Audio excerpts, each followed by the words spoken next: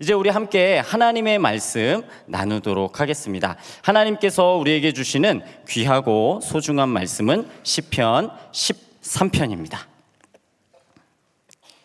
하나님께서 우리에게 주시는 귀하고 소중한 말씀 시편 13편 1절부터 6절까지의 말씀 우리 함께 교독하도록 하겠습니다. 제가 먼저 1절을 읽습니다.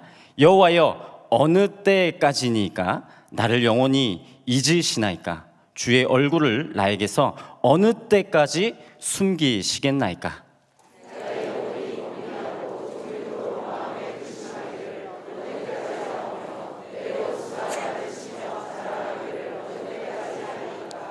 여호와 내 하나님이여, 나를 생각하사 응답하시고 나의 눈을 밝히소서. 두렵건대 내가 사망의 잠을 잘까 하오며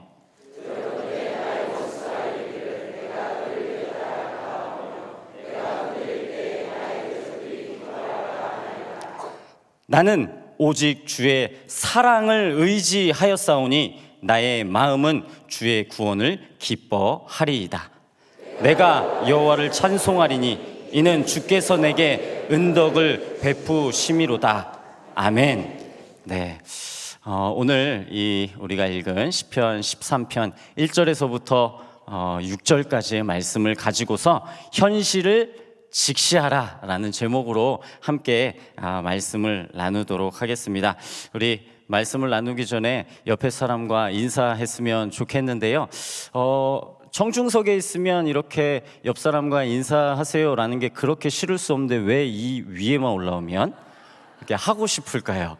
네, 왜냐하면 여기 서게 되면 분위기가 보이기 때문입니다. 시작하기 전에 조금 분위기를 유연하게 하기 위해서 그러는 것 같습니다. 청중석에 있을 땐 시키지 않으려 하지만 이곳에 서게 되면 그런 이유가 있는 것 같아요. 그래서 우리 옆 사람과 함께 인사하도록 하겠습니다. 현실을 직시하십시오.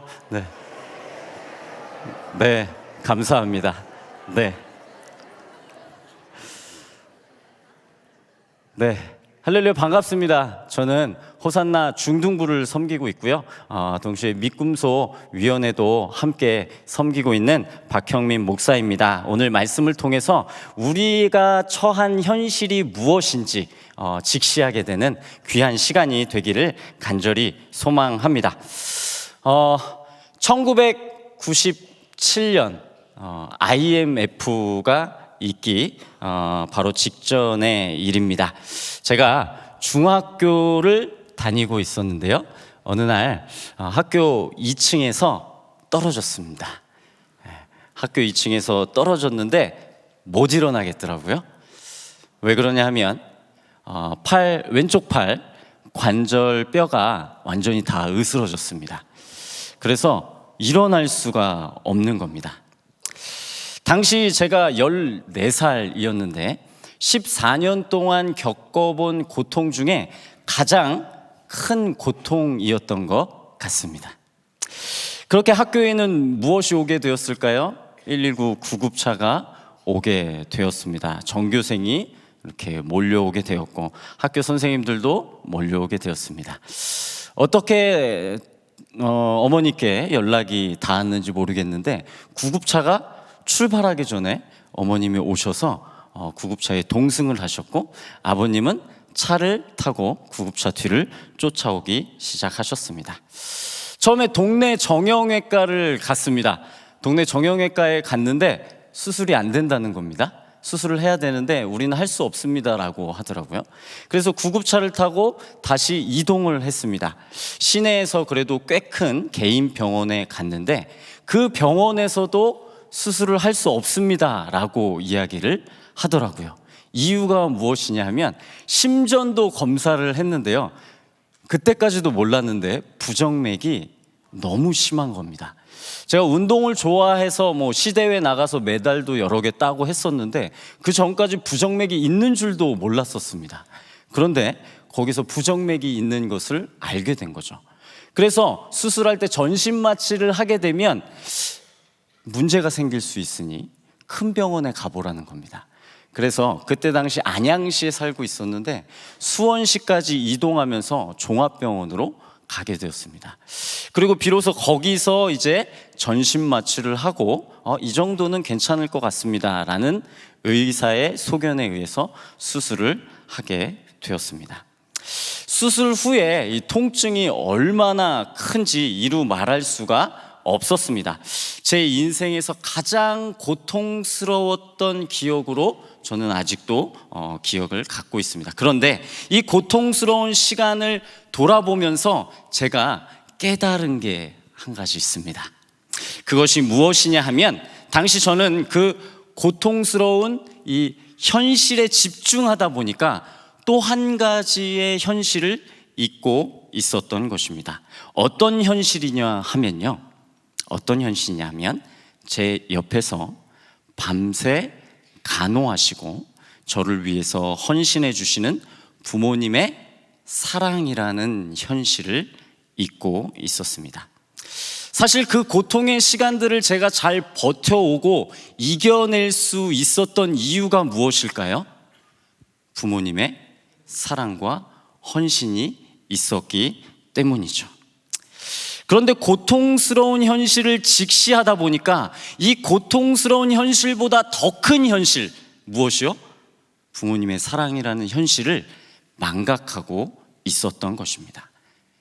고통의 현실보다 더 큰 현실인 부모의 사랑을 직시하지 못했던 것이죠.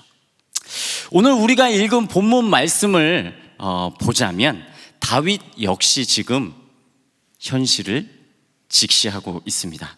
어떤 현실을 직시하고 있냐 하면요, 먼저 어렵고 고통스러운 현실을 다윗은 지금 직시하고 있습니다. 그 고통이 얼마나 심한지 다윗은 고통에 울부짖고 있습니다. 어떤 고통에 울부짖고 있었는지 2절을 함께 보도록 하겠습니다. 우리 함께 한번 2절을 읽어볼까요? 자, 시작. 나의 영혼이 번민하고 종일토록 마음에 근심하기를 어느 때까지 하오며 내 원수가 나를 치며 자랑하기를 어느 때까지 하리이까. 번민하고 종일토록 마음에 근심하고 있다고 말합니다. 번민이 무엇일까요? 번민, 느낌은 잘 아는데 이렇게 정확하게 얘기하라고 하면 잘 못하는 게 한국 사람들의 특징이죠. 느낌은 알지 않습니까? 어떤 뜻이냐 하면요, 마음이 번거롭고 답답하여 괴로워하다라는 뜻입니다. 지금 다윗은 마음이 되게 번거롭습니다. 답답합니다. 괴로운 것입니다. 그리고 근심합니다. 근심은 무엇일까요? 해결되지 않는 일 때문에 속 태우고 계속해서 우울해하는 것입니다. 이것이 뭡니까? 근심입니다. 다윗은 이렇게 마음이 답답하고 괴로운 상황에 처해 있었습니다. 또 다윗은 어떤 일 때문인지는 잘 모르겠지만 해결되지 않는 일 때문에 지금 하루 종일 속을 태우면서 굉장히 우울해하고 있었던 것이죠. 엎친 데 덮친 격으로 원수가 지금 공격을 해오는 상황입니다. 그리고 그 어려움 속에 있는 다윗을 보면서 원수가 어떻게 합니까? 자랑하죠. 막 자랑합니다. 그래서 이 고통이 다윗은 얼마나 심했는지 1절을 보면 우리는 잘 알 수가 있습니다. 1절 우리 함께 읽어볼까요? 자, 시작. 여호와여 어느 때까지니까 나를 영원히 잊으시나이까 주의 얼굴을 나에게서 어느 때까지 숨기시겠나이까. 얼마나 힘들고 고통스러운지 하나님이 나를 영원히 잊어버린 것 같답니다. 있을 수 없는 일이죠. 얼마나 힘들었으면 하나님이 나를 잠깐이 아니라 영원히 잊어버린 것 같답니다. 그리고 하나님께서 숨으신 것 같답니다. 일부러 나를 피해 숨으신 것 같다고 지금 이야기합니다. 그 정도로 지금 다윗의 고통은 심하다는 것을 우리는 알 수 있습니다. 무엇보다 다윗에게 그 고통의 시간은 도저히 끝나지 않는 것 같아 보였습니다. 그래서 다윗은 1절과 2절에 어느 때까지입니까? 라는 이 표현을 몇 번 반복하고 있을까요? 제가 맞히신 분에게는 사랑을 드리도록 하겠습니다. 몇 번 반복하고 있을까요? 무려 이 2절에서 4번을 반복하고 있습니다. 우리 1절과 2절을 읽어봤지만 그래도 함께 요 어느 때까지라는 표현이 몇 번 나오는지 집중해서 한번 읽어보도록 하겠습니다. 자, 1절과 2절 자, 함께 읽도록 하겠습니다. 시작. 여호와여 어느 때까지니까 나를 영원히 잊으시나이까 주의 얼굴을 나에게서 어느 때까지 숨기시겠나이까 나의 영혼이 번민하고 종일토록 마음에 근심하기를 어느 때까지 하오며 내 원수가 나를 치며 자랑하기를 어느 때까지 하리이까.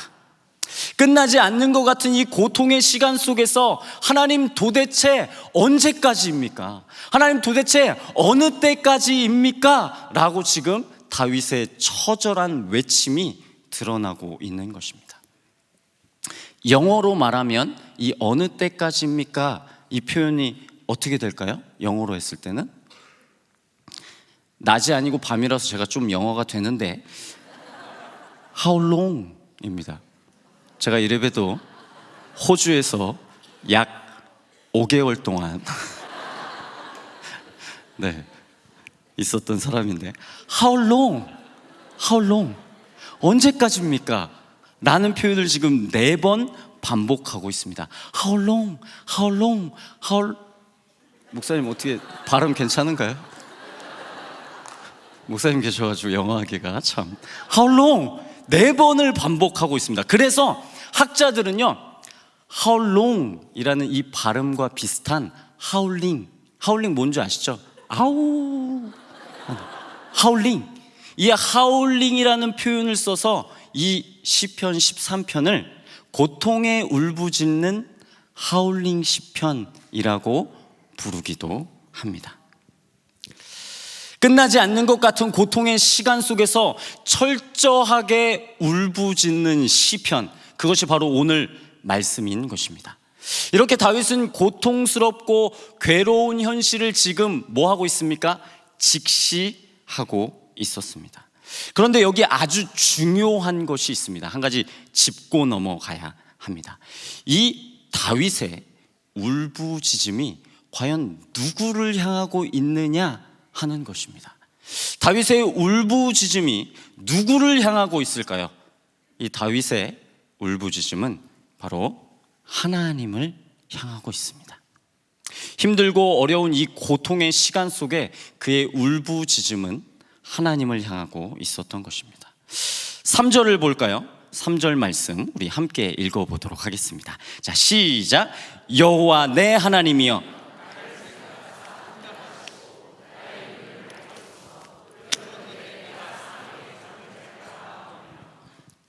라고 말씀하고 있습니다.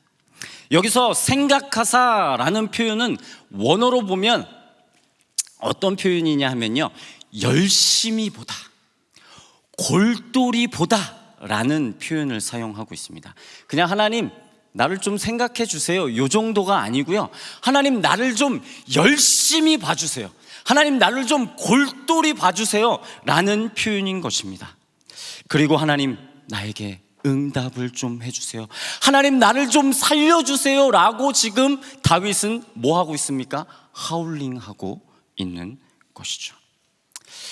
다윗의 울부짖음의 대상은 누구였습니까? 바로 하나님이었던 것입니다. 사랑하는 성도 여러분, 우리의 울부짖음의 대상도 누가 되어야 합니까? 바로 우리 하나님이 되어야 합니다.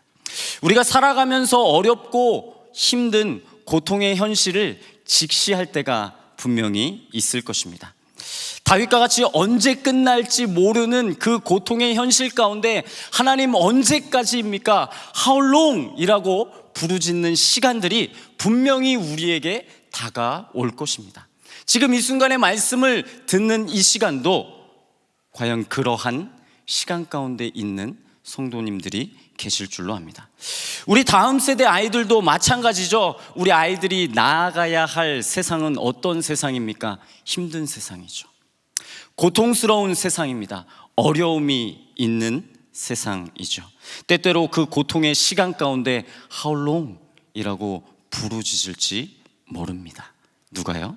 우리 다음 세대 아이들이 말이죠. 아직은 부모의 그늘 아래에 있어서 그것이 잘 체감되지는 않겠지만 그 부모의 그늘을 벗어나기만 한다면 곧바로 그 현실을 직시하면서 How long? 하고 하울링하게 되는 것이 우리 다음 세대 아이들의 현실인 줄 압니다. 그 현실을 직시했을 때 우리의 부르짖음은, 또 우리 다음 세대 아이들의 부르짖음은 누구를 향해야 할까요? 바로 우리 하나님을 향해야 하는 것입니다. 우리의 울부짖음이 나에게 고통을 주는 어느 현실에게로 향한다면 안 될 것입니다. 그리고 우리의 부르짖음이 나에게 괴로움과 어려움을 주는 어떤 사람에게로 향해서도 안 될 것입니다. 혹 부족하고 연약한 나에게로 향해서도 안 되지요. 혹은 했군요. 부르짖음의 현실이, 웃으시니까 자꾸 이게 줄 넘어가는 것 같아요. 우리의 부르짖음의 현실이 만약 현실을 향한다면 그것은 신세의 한탄만 될 것입니다. 우리의 부르짖음이 만약 다른 사람에게 향한다면 그것은 무엇이 될까요? 원망과 미움이 되겠죠.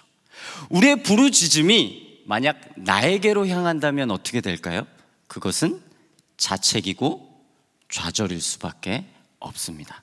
즉 아무 의미 없는 공허한 부르짖음일 뿐이라고 말할 수 있을 것입니다. 하지만 우리의 부르짖음이 하나님을 향한다면 어떻게 될까요? 그분은 우리를 열심히 봐주시고 우리를 골똘히 봐주실 것입니다. 그리고 우리의 기도를 들으시며 응답해 주실 것입니다. 그러니 이 하나님을 향한 외침은 공허한 외침이 아니라 하나님의 마음을 울리는 외침이 되는 것입니다. 제가 아들이 하나 있습니다. 우리 아들이 아빠라고 부르면 제가 어떻게 반응을 할까요? 아빠 이렇게 부르면 제 눈은 아들에게 향합니다. 제 귀는 어떻게 될까요? 아들이 무슨 말을 할 것인가 하고 집중하며 귀를 기울이게 될 것입니다. 그런데 만약 저희 아들이 아빠! 라고 부르짖는다고 한번 생각해 보시기를 바랍니다. 그러면 저는 당장 아들에게 뛰어가서 제 모든 시선과 신경을 누구에게 집중하게 됩니까? 아들에게 집중하게 될 것입니다. 그리고 귀를 쫑긋 세우며 아들에게 도대체 무슨 일이 있나 하고 집중하게 될 것입니다. 그리고 아들이 원하는 이야기에 저는 응답하며 조치를 취해 주겠죠. 사랑하는 성도 여러분, 기억해 주시기를 부탁을 드리겠습니다. 힘들고 괴로운 고통의 현실을 직시하고 있다면 하나님께 나아가 부르짖으시기를 부탁을 드립니다. 우리가 하나님께 부르짖을 때 하나님께서는 우리를 골똘히 봐주실 것입니다. 우리를 열심히 봐주실 것입니다. 그리고 들으시고 우리의 기도에 응답해 주실 것입니다. 왜냐하면 그분은 우리의 아버지가 되시기 때문입니다. 우리 다음 세대 아이들에게 우리의 부르짖음이 어디로 향해야 하는지를 우리 성도님들 알려주시기를 부탁드립니다.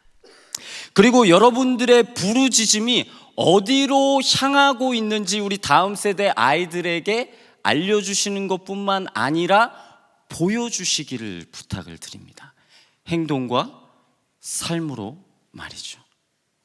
그래서 준비한 게 있습니다. 대각성 부흥회. 우리의 부르짖음이 과연 어디로 향해야 할 것인가? 우리 다음 세대에게 알려줄 수 있는 귀한 시간, 대각성 부흥회. 우리 아이들이 알 것입니다. 우리 기성세대가 대각성 부흥회에 참여하여서 말씀을 듣고 하나님께 부르짖는다면 우리 자녀들, 우리 다음 세대들은 알게 되겠죠. 아, 우리의 부르짖음이 누구를 향해야 하는가 라는 것을 우리 다음 세대 아이들은 알게 될 것입니다. 그렇게 다윗이 고통의 현실을 직시하며 하나님께 기도하다 보니 보지 못했던 또 하나의 현실을 직시하게 됩니다. 그것이 무엇이냐면 하나님께서 나를 사랑하시고 나를 구원하셨다라는 현실을 직시하게 되는 것입니다. 5절을 우리 함께 읽어보도록 하겠습니다. 자, 시작. 나는 오직 주의 사랑을 의지하였사오니 나의 마음은 주의 구원을 기뻐하리이다. 힘들고 괴로운 고통의 현실을 직시하다 보니 하나님이 나를 사랑하시고 나를 구원하셨다라는 사실을 잠깐 잊고 있었던 것입니다. 그런데 하나님께 기도하고 부르짖다 보니 어렵고 고통스러운 그 현실과는 비교도 할 수 없는 큰 현실을 직시하게 되는 것입니다. 그것이 무엇입니까? 하나님이 나를 사랑하시고 나를 구원하셨다라는 도저히 감당할 수 없는 그 큰 현실을 직시하게 되는 것이죠. 사랑하는 성도 여러분, 기억해 주시기를 부탁드립니다. 우리가 살아가면서 힘들고 어렵고 고통의 시간들을 보낼 수 있습니다. 직시할 수 있습니다. 그래서 하나님이 나를 잊으셨구나, 하나님 나에게서 숨으셨구나 라고 느낄 때가 분명히 있단 말이죠. 마치 다윗처럼 말입니다. 하지만 여러분, 기억해 주시기를 부탁을 드립니다. 하나님께서 우리를 사랑하십니다. 하나님께서 우리를 구원하셨습니다. 이것이 그리스도인의 현실입니다. 이것이 하나님 자녀의 현실입니다. 그 하나님의 사랑이 우리를 둘러덮고 있으며 그 하나님의 사랑이 우리의 인생을 가득 채우고 있습니다. 그 하나님의 사랑이 우리의 삶에 충만하며 충분합니다. 이게 현실입니다. 사랑하는 여러분, 이 현실을 직시하시기를 간절히 소망합니다. 혹여 힘들고 어렵고 고통의 현실을 직시하더라도 하나님께서 나를 사랑하시고 나를 구원하셨다라는 이 현실을 직시하시고 잊지 마시기를 간절히 부탁드립니다. 여러분이 살면서 어떠한 현실을 마주할지 모르겠지만 하나님이 우리를 사랑하신다라는 이 현실보다 더 큰 현실은 없습니다. 이보다 더 확실하고 명확한 현실은 없습니다. 그래서 로마서 8장 37절에서 39절은 이렇게 말씀하고 있지요. 우리 함께 읽어보도록 하겠습니다. 시작. 그러나 이 모든 일에 우리를 사랑하시는 이로 말미암아 우리가 넉넉히 이기느니라. 내가 확신하노니 사망이나 생명이나 천사들이나 권세자들이나 현재일이나 장래일이나 능력이나 높음이나 깊음이나 다른 어떤 피조물이라도 우리를 우리 주 그리스도 예수 안에 있는 하나님의 사랑에서 끊을 수 없으리라. 아멘. 어떠한 것도 우리를 하나님의 사랑에서 끊을 수 없습니다. 이것이 우리가 직시해야 할 현실입니다. 이 현실을 직시하다 보니 따라오게 되는 것이 있습니다. 그것이 무엇일까요? 바로 기도응답의 확신입니다. 벌써 44분인데 빨리 하도록 하겠습니다. 하나님은 나를 사랑하시고 나를 구원하신 아버지라는 것을 우리가 알게 되니 기도응답이라는 확신이 생기게 됩니다. 이 어렵고 힘든 고통의 현실 가운데 반드시 나를 건져내실 것이고 아버지 되신 하나님께서 반드시 나를 선하고 아름다운 길로 인도하실 것이라는 확신이 생기는 것입니다. 사랑하는 성도 여러분, 우리의 기도가 응답되는 이유가 무엇입니까? 우리의 기도가 왜 응답될까요? 왜 응답될까요? 도대체 우리가 열심히 기도해서 응답이 될까요? 우리가 오래 기도하니까 응답이 되는 것일까요? 그래서 하나님이 좀 마음에 감동을 하셔가지고 옛다 기도 응답 하고 주시는 것입니까? 결코 그렇지 않습니다. 우리의 기도는 다른 종교와는 다르게 지성이면 감천이 아닙니다. 지극정성을 들이면 하늘이 감동해서 옛다 기도응답 하고 주는 것이 아닙니다. 우리의 기도가 응답되는 이유는 단 한 가지입니다. 무엇입니까? 하나님이 우리의 아버지 되시기 때문입니다. 그래서 우리의 기도가 응답이 되는 것이죠. 그래서 주기도문을 시작하기 전에 마태복음에서는 이렇게 말씀하고 있습니다. 제가 읽어드리겠습니다. 구하기 전에 너희에게 있어야 할 것을 하나님 너희 아버지께서 아시느니라. 그리고 나서 예수님이 무엇을 가르치실까요? 주기도문을 가르치십니다. 우리의 기도가 응답되는 이유는 단 한 가지입니다. 하나님이 우리의 아버지 되시고 우리가 그분의 자녀이기 때문입니다. 사랑하는 성도 여러분, 기도의 확신이 어디서 올까요? 기도 응답의 확신이 어디서 오는 것입니까? 하나님이 나를 사랑하시고 나를 구원하신 아버지라는 그 현실을 직시할 때 기도 응답의 확신이 우리에게 오는 것입니다. 때문에 다윗의 울부짖음으로 시작한 이 처절한 기도는요, 5절부터 믿음과 확신의 찬송으로 바뀌고 있습니다.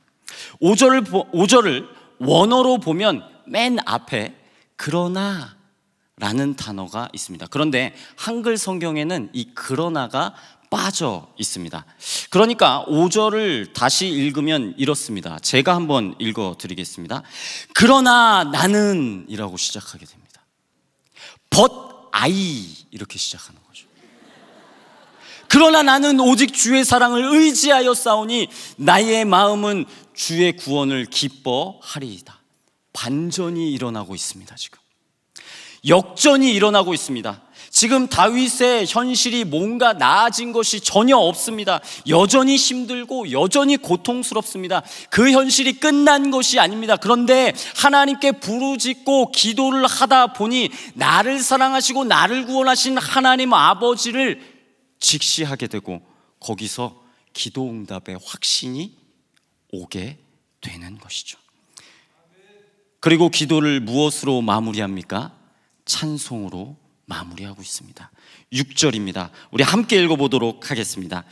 내가 여호와를 찬송하리니 이는 주께서 내게 은덕을 베푸심이로다. 그리스도인들이 겪는 신비 중에 하나가 바로 이것이죠.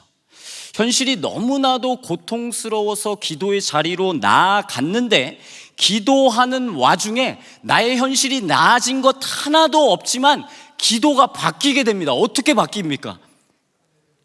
하나님이 응답하실 것을 확신하며 감사하며 영광 돌리는 기도로 마무리되는 그러한 경험 다들 해보셨죠?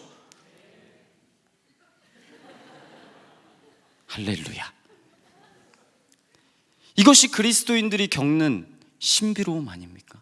처음에는 고통의 현실 가운데 그 기도 제목을 가지고서 하나님 앞으로 나아갔는데 기도하다 보니 하나님께 부르짖다 보니 무엇이 생깁니까? 하나님이 반드시 이 기도에 응답하실 것이고 나를 지금은 고통스럽지만 바르고 선한 길로 인도하실 것이라는 확신이 생기게 되잖아요.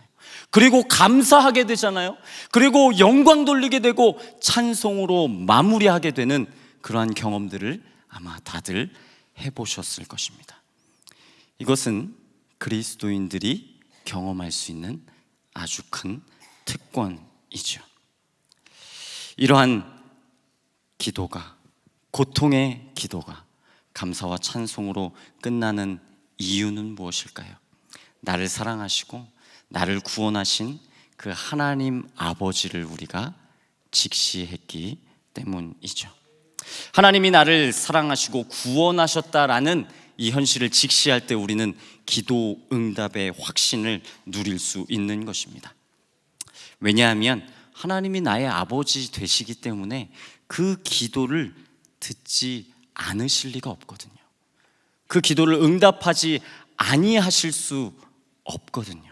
그래서 우리는 기도하며 그분의 사랑과 아버지 되심을 기억할 때 기도 응답을 확신하게 되는 것입니다. 지금은 어렵지만 반드시 아버지께서 나를 선하고 아름다운 길로 인도하실 거라는 것을 신뢰하게 됩니다. 이제 말씀을 좀 정리해 보도록 하겠습니다. 성도 여러분, 서두에 드린 말씀을 기억하시는지요? 저는 팔이 부러져서 수술을 하여 그 고통스러운 현실에 몰두하고 그 현실을 직시하다 보니 제 옆에서 간호하고 계시며 헌신하고 계시는 그 부모님의 사랑이라는 현실을 보지 못했습니다. 사실 제가 그 아프고 고통스러운 시간을 이겨낸 것은 모두 부모님의 무엇 때문입니까? 사랑 때문이었죠. 사랑하는 성도 여러분, 살아가다 보면 힘들고 어렵고 고통스러운 현실을 마주할 수 있습니다. 하지만 그것보다 더 큰 현실이 우리에게 있음을 기억해 주시기를 부탁드립니다. 그 현실은 바로 하나님께서 우리를 사랑하신다는 것입니다. 하나님께서 우리의 아버지 되셔서 우리를 구원하신다라는 그 현실입니다. 이 현실을 직시하시기를 부탁드립니다.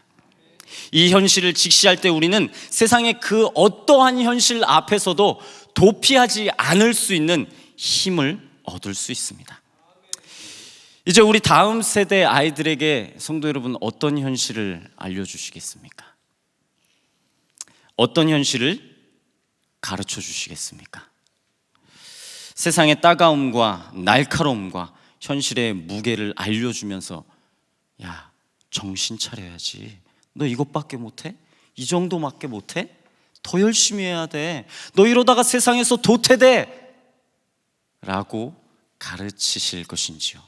아니면 하나님께서 나를 사랑하신다라는, 하나님께서 나의 아버지 되신다라는 그 현실을 가르치실 것인지요? 이 시간 여쭤보고 싶습니다. 우리가 처한 현실이 어떠하든 하나님께서 우리를 사랑하신다라는 그 현실보다 더 큰 현실은 없습니다. 우리 다음 세대 아이들에게 이 현실을 가르쳐 주시기를 부탁을 드리겠습니다. 그래서 준비했습니다. 믿음소 교사 모집. 이 현실을 우리 다음 세대 아이들에게 가장 가까이에서 가르쳐 줄 수 있는 가장 좋은 기회. 마감 임박. 두둥. 마감 임박. 오늘 나가시면서 우리 아이들에게 이 현실을 가르쳐 주시는 선생님들이 많기를 간절히 소망합니다. 마지막으로 말씀 한 구절 읽고 말씀을 마무리하도록 하겠습니다. 로마서 8장 37절 말씀입니다. 이것이 우리의 현실입니다. 이 현실을 직시하시기 바랍니다. 함께 읽겠습니다. 그러나 이 모든 일에 우리를 사랑하시는 이로 말미암아 우리가 넉넉히 이기느니라. 아멘. 우리 이 시간 함께 이 현실을 기억하면서 함께 찬양했으면 좋겠습니다.